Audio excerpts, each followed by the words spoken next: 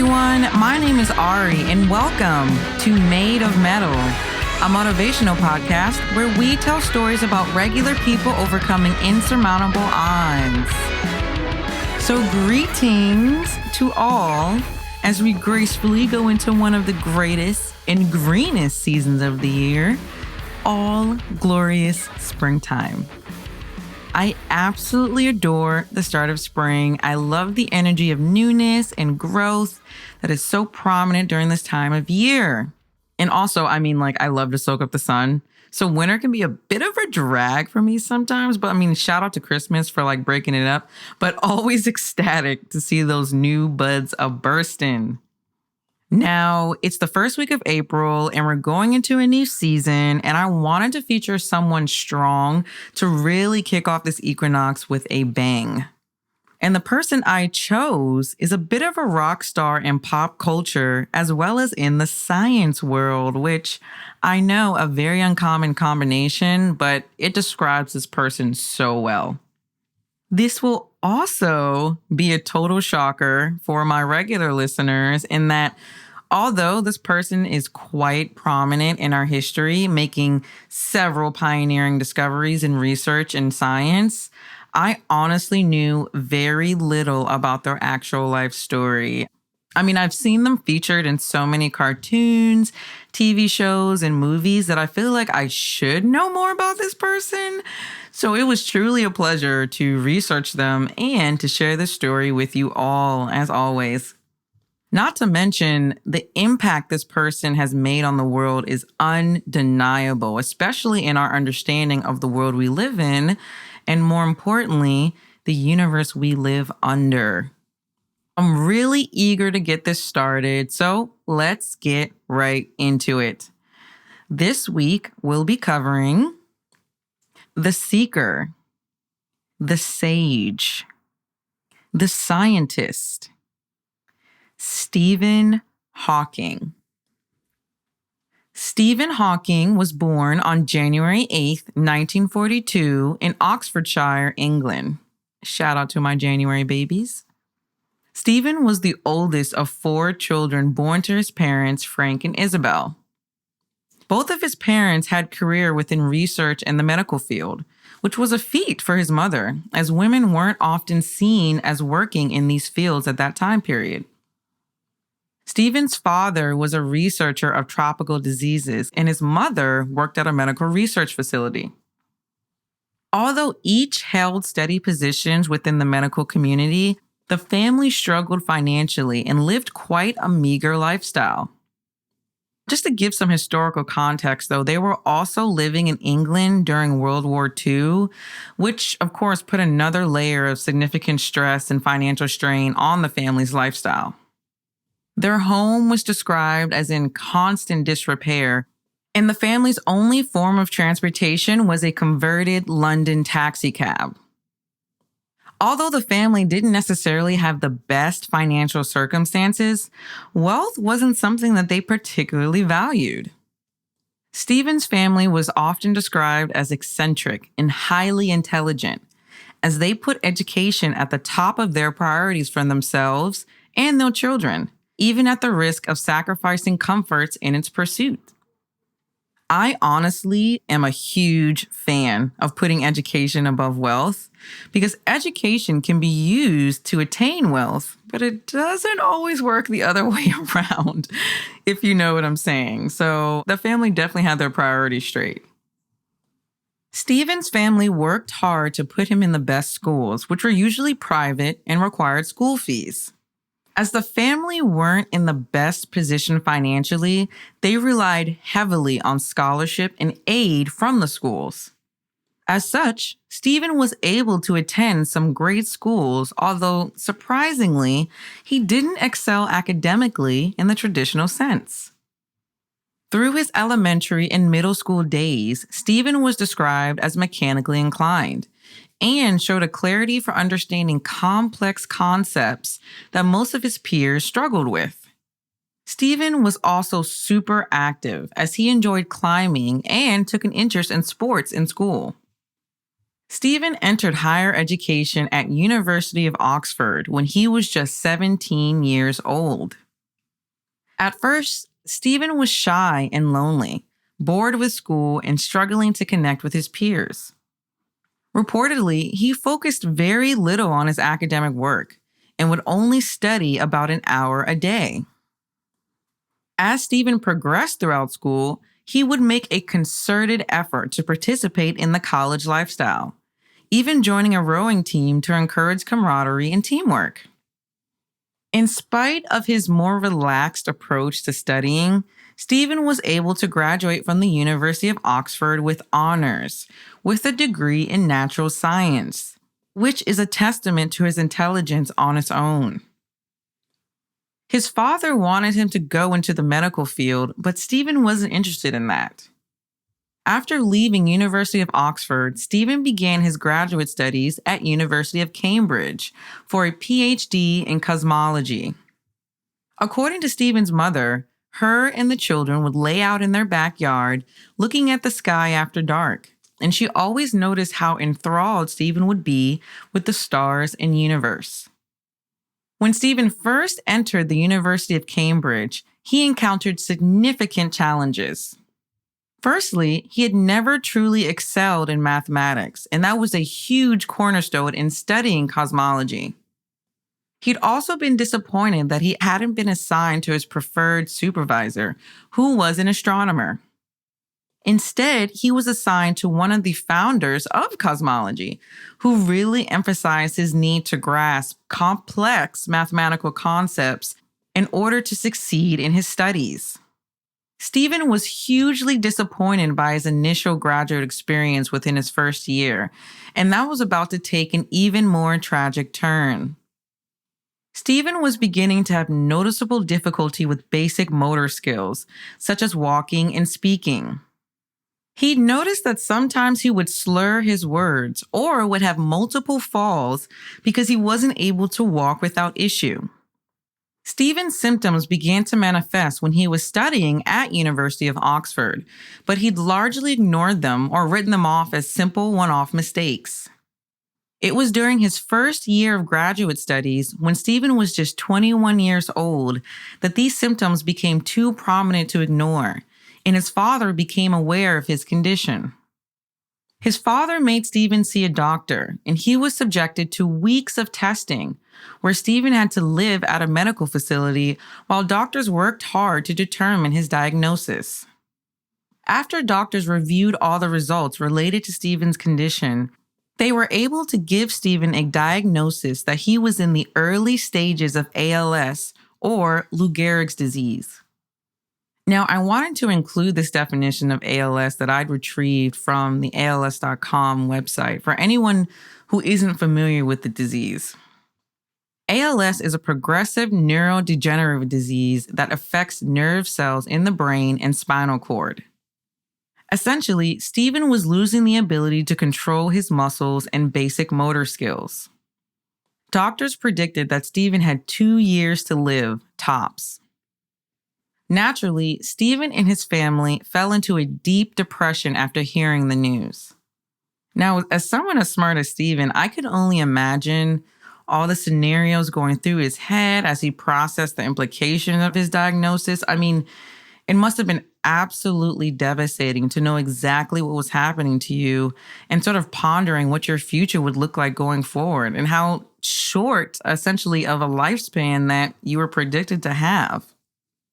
But although Stephen was understandably unhappy about his diagnosis and had basically given up on life for a short time after learning, things weren't quite as horrible as they appeared, as several events would happen that would change the trajectory of Stephen's life. While in the hospital, Stephen befriended his roommate, who was diagnosed with leukemia, and he also had a dream about death that would completely alter his perception of his diagnosis. Stephen said these experiences gave him a new perspective on his life. And in light of these new revelations, Stephen became hyper-focused on his studies in a way he had never been before.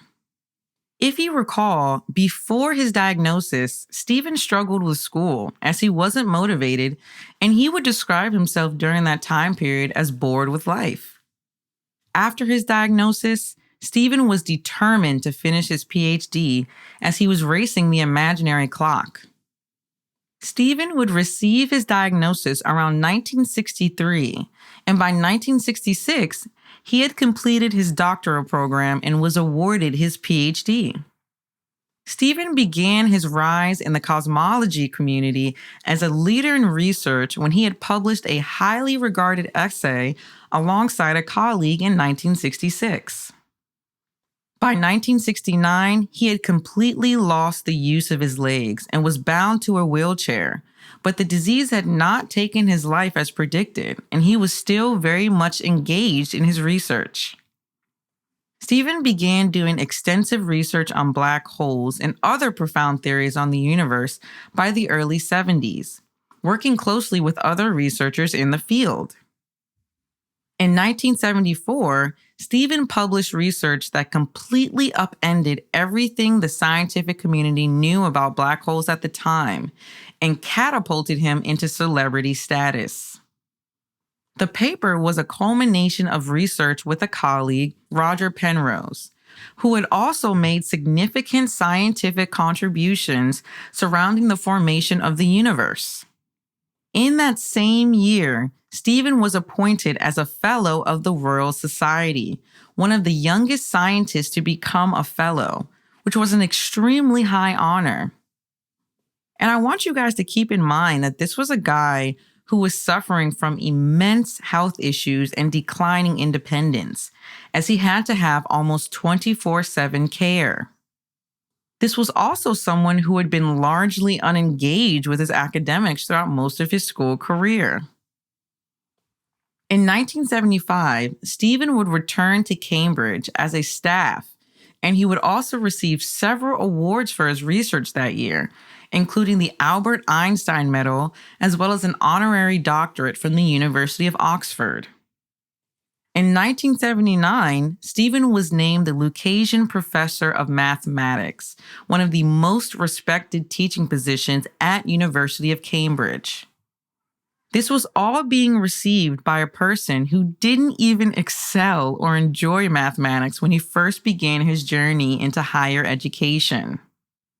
Over the next decade, Stephen continued to be a leading researcher in the cosmology field, collaborating with other scientists to release several new theories on subject matter concerning things like radiation, the universe, and all things related to the cosmos. Although Stephen was highly awarded, he was still struggling financially and decided to use his research to publish his first book, titled A Brief History of Time, in 1984, which was then published in the US a year later. The book became a bestseller, putting Stephen even more in the public eye and spotlight, making him a quick pop culture icon. Dealing with resentment from past colleagues and an ever-demanding schedule, Stephen continued to rise in status, but never lost his focus on science. It was around 1985 that Stephen would lose his ability to speak completely, but by this period, he was quite the well-known figure and was given a device that was specifically developed to help him speak, using just his head or eye movements. By using this program, Stephen continued to write and produce historic research. Throughout the 90s, Stephen would travel, giving lectures, attending conferences, continuing to write and meet with scientists all over the world to discuss his groundbreaking research. His book, A Brief History of Time, was turned into a movie produced by Steven Spielberg, one of the most sought-after movie producers of his time. Stephen would publish several more books and essays, such as The Universe in a Nutshell and A Briefer History of Time, continuously publishing new research on his theories of how the universe began and was formed. In 2007, Stephen was even granted a flight on a Boeing 727 to experience zero gravity, an experience that was highly covered by the media, as were most of his appearances, And he even confirmed he was one of the first adopters of Richard Branson's plans to take civilians to space as space tourists. Stephen was considered an icon in entertainment as well, appearing in several popular TV shows such as The Big Bang Theory and making appearances in big-name movies such as The Theory of Everything, which was a documentary about his life. And he even appeared in an interview with Neil deGrasse Tyson, another highly regarded researcher in cosmology, to further discuss his theories. In 2017, Cambridge University published Stephen's doctoral thesis on their website, and the demand to see the document crashed the site. Just to give you an idea of just how many people were interested in reading his work. And like I said, all throughout this period, even though he was suffering from these debilitating health issues, he continued to research, travel, publish essays, publish books, make these TV appearances, have these interviews. I mean, he was working all the way up until he physically could not, in which he experienced a bad health scare about a year before he passed away, which sort of regulated him to his home. Stephen passed away on March 14th, 2018 at his home in Cambridge, England. He would outlive the prediction of his lifespan by more than 50 years. Wow, so his story blew me away for a number of reasons, obviously. There's no way you could hear about somebody living through this and not be completely floored. I mean, the mental fortitude required to overcome limitations placed on your physical body, I mean, by a disease this tragic is just overwhelming to me. But when you look at the depth of intelligence and genius by Stephen Hawking, it's easy to see how that same determination could be applied in daily life. I mean, of course, he was totally dependent on others for his physical care, yet he did not allow that to limit him. He used his mind, which was very much unencumbered, to literally develop life-altering theories on the universe that's totally changed the way that we perceive the universe as humans. And he was also able to retain his sense of humor. I mean, I know I've personally seen Stephen Hawking be hilarious. I mean, he often appeared in comedic TV shows such as The Simpsons and The Big Bang Theory. I always thought he had such a great sense of humor.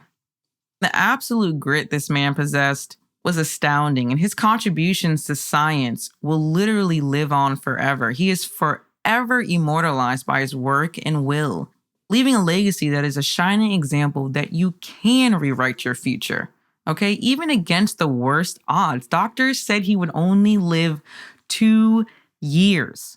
He exceeded that by more than 50 years. So I wanted to end this episode on this amazing quote from him, as again, I feel like this quote truly encompasses the strength, self-awareness, intelligence, and courage that was a hallmark of his personality. 1, remember to look up at the stars and not down at your feet. 2, never give up your work. Work gives you meaning and purpose, and life is empty without it. 3, if you are lucky enough to find love, remember it is there and don't throw it away. So you can check out our website at madeofmetalpodcast.com, and you can also follow us on Instagram, Facebook, and YouTube, and that's Made of Mettle, Mettle. So again, thank you so much for listening, you guys. Love each and every one of you. Really love meeting you guys here every week. It's just such a cathartic release for me that I can just sort of like share these stories with you, with somebody. And I hope beyond hope that they make a difference. That's my goal here, just to make a difference and to show you that you can do it. Okay, like these stories really demonstrate how you cannot let your circumstances or any sort of perceived limitations stop you. Never give up, power through. And please, please, please do not forget to bloom where you are planted.